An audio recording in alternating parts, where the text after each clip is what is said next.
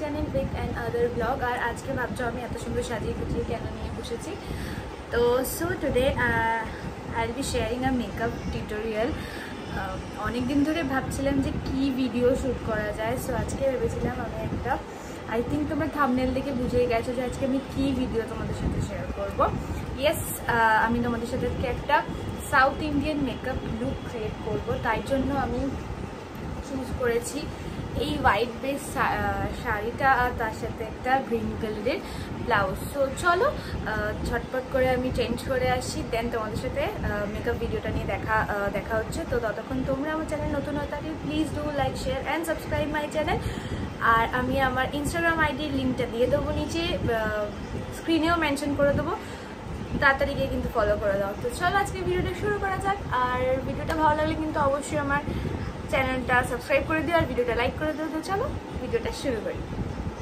অনেক স্ট্রাগল করে আমি শাড়িটা পরেছি, মানে লিটারালি শাড়ি পরা ইজ ইটসেলফ আ স্ট্রাগল। মানে আমি শাড়ি পরতে পারি, বাট মানে এইরকম ভারী শাড়িগুলো না আমার একটু প্লিট করতে প্রবলেম হয়। তো যাই হোক, অনেক ম্যানেজ করে শাড়িটা পরেছি। তো চলো ভিডিওটা শুরু করি। আর অলরেডি আমার স্কিন কেয়ার আমি কমপ্লিট করে দিয়েছিলাম। চলো ভিডিওটা শুরু করা যাক। সো ইউটিউবে না অনেকের ভিডিও দেখে আমি ইন্সপায়ার হয়ে ভাবলাম যে খুব তো সবসময় বাঙালি বাঙালি সাজি, আজকে না হয় একটু অন্য স্টেটের একটা মেকআপ লুক ক্রিয়েট করা যাক। তাই আমি সাউথ ইন্ডিয়ানটাই ফার্স্ট চুজ করেছিলাম।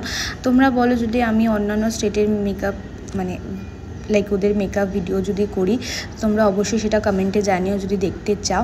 তো যাই হোক, আমার চোখটা তো বুঝতেই পারছো যে গর্তে ঢাকা, আমি রাতে ঘুমাই কিন্তু তাও আমার চোখগুলো এরকম। যাই হোক, আমি সেটা একটুখানি কালার কারেক্টিং করে নিয়েছিলাম, দেন কনসিলার অ্যাপ্লাই করে নিয়েছিলাম। আর কনসিলার অ্যাপ্লাই করার পর ঠিক আমাকে একটা ভূতের মতো লাগছে। প্লিজ ভয় পেও না আমাকে এরকম ভূতের মতো দেখে, কারণ এটা কিন্তু আস্তে আস্তে মেকআপটা যত করবো তত চোখটা ঠিক হয়ে যাবে। যাই হোক, দেন আমার ভগবান আমার ভুরুটা দিতে ভুলে গেছিলো, যেটাতে আমার কোনো হাত নেই, তাই ওটাকে একটুখানি আমার আইব্রো পেন্সিল দিয়ে আমি ঠিক করে নিলাম যাতে অ্যাটলিস্ট দেখার মতো লাগে। তারপরে আজকে ভাবছিলাম যে আই মেকআপটা কীরকম করবো। তো আমি মানে অনেক ভিডিওতে দেখেছি যে সাউথ ইন্ডিয়ানরা একটু লাউডলি আই মেকআপটা রাখে। তো আমি এত শেডের মধ্যে থেকে না চুজ করে উঠতে পারছিলাম না। তারপরে একটা লাইট পিচ কালার আমি নিয়েছিলাম, যেটা অ্যাজ এ ট্রানজিশন শেড আমি ইউজ করেছিলাম আমার আইলিডের ওপর। দেন ভাবলাম যে একটু ডার্ক কালারের একটা শেড নিই, যেটা ডার্ক একটা রেডিশ টাইপের শেড ছিল, ওটাও আমি অ্যাপ্লাই করেছিলাম যাতে একটুখানি আই মেকআপটা একটু লাউড লাগে। আমি কিন্তু সচরাচর এত লাউড আই মেকআপ করি না, মানে আমার নিজের মুখে আমার মেনলি একটুখানি নিউড লিপস্টিক বা নিউড আই মেকআপটাই বেশি পছন্দ হয়। বাট আজকে যেহেতু লুকটা আমি একদমই অন্যরকম রাখতে চাইছিলাম, তাই একটুখানি লাউড আই মেকআপটাই ক্রিয়েট করেছিলাম। আর প্লিজ আমার আই মেকআপ নিয়ে কেউ জাজ করো না, আমি এত ভালো মেকআপ করতে পারি না। যতটুকু দেখি, যতটুকু শিখেছি ততটুকুই ব্যাস। মানে ওই একদম প্রফেশনালদের মতো মেকআপ আমি কখনোই করতে পারি না।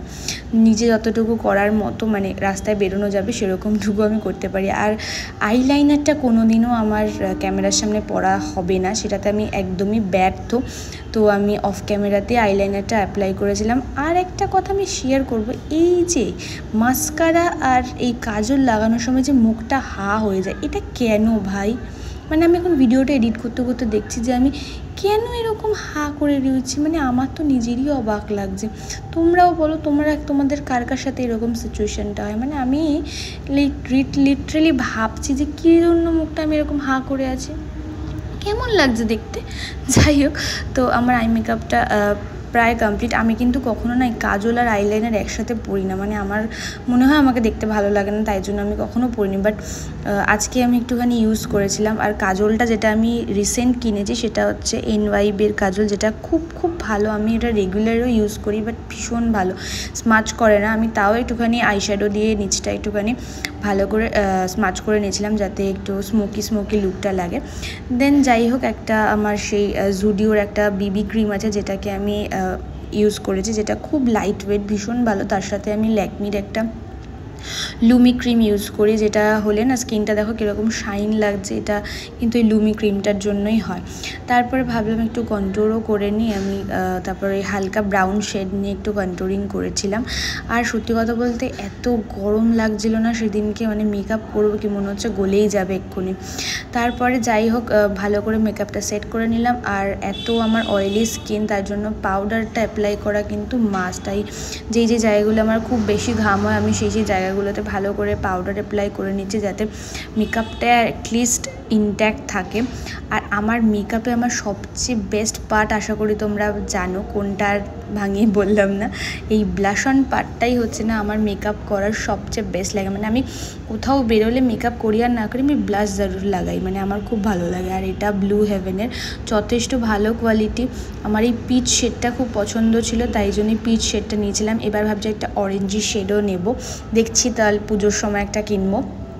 তো চলো যাই হোক এটাকেও ভালো করে ব্লেন্ড করে নিলাম। তারপরে ভাবছি যে ব্লেন্ড করতে করতে দেন আমি সোজা চলে যাব হচ্ছে এই মাস্কারা লাগাতে। আর মাস্কারা লাগানোর সময়ও কিন্তু আমার মুখের হালাতটা মানে আমি তো বুঝেই উঠতে পারি না যে ভাই কেন এরকম মুখ করার কি দরকার আছে, তো এমনি করেও তো লাগানো যায়, মানে মাস্কারাটা অ্যাপ্লাই করা যায়। যাই হোক আমি ভালো করে মাস্কারাটা অ্যাপ্লাই করলাম। এটা কিন্তু সুইস বিউটির মাস্কারা, আর ভীষণ ভালো মাস্কারাটা, মানে আমি প্রায় অনেক দিন 1-1.5 বছর হয়ে গেল এই মাস্কারাটা ইউজ করছি। আর আই থিঙ্ক এটা আমার 2nd কি 3rd বটল হবে।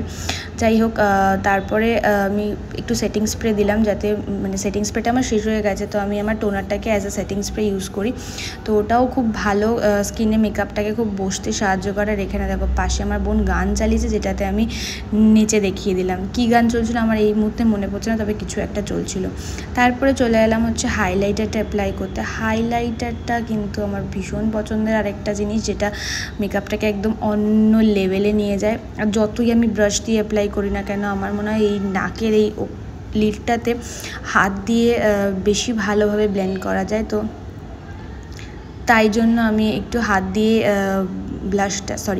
হাইলাইটারটা লাগিয়ে নিলাম। তারপরে লিপস্টিক লাগাবো। আর তোমরা আশা করি আমাকে দেখিয়েছো যে আমি একটু নিউড শেডের লিপস্টিকটাই বেশি আমার কাছে রয়েছে, বাট আজকে ভাবলাম একটু ওই নিজের কমফর্ট জোন থেকে বেরিয়ে এসে একটু অন্য শেডের লিপস্টিক লাগাই, তাই একটু পিঙ্কিশ শেডটা আমি অ্যাপ্লাই করেছিলাম। এটা কিন্তু একটু ডার্ক পিঙ্ক শেড।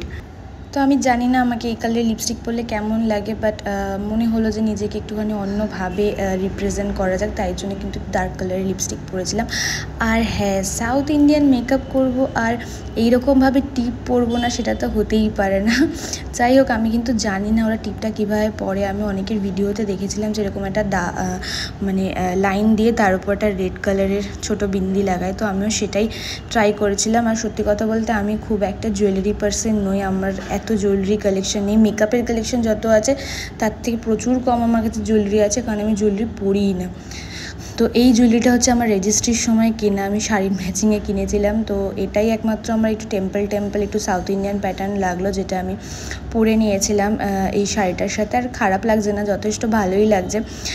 দেন একটুখানি গোল্ডেন চুড়ি পরেছিলাম, কারণ সাউথ ইন্ডিয়ানরা আমি দেখেছি একটু গোল্ডেন কালার বা গোল্ড বেসটা একটু বেশি পছন্দ করে।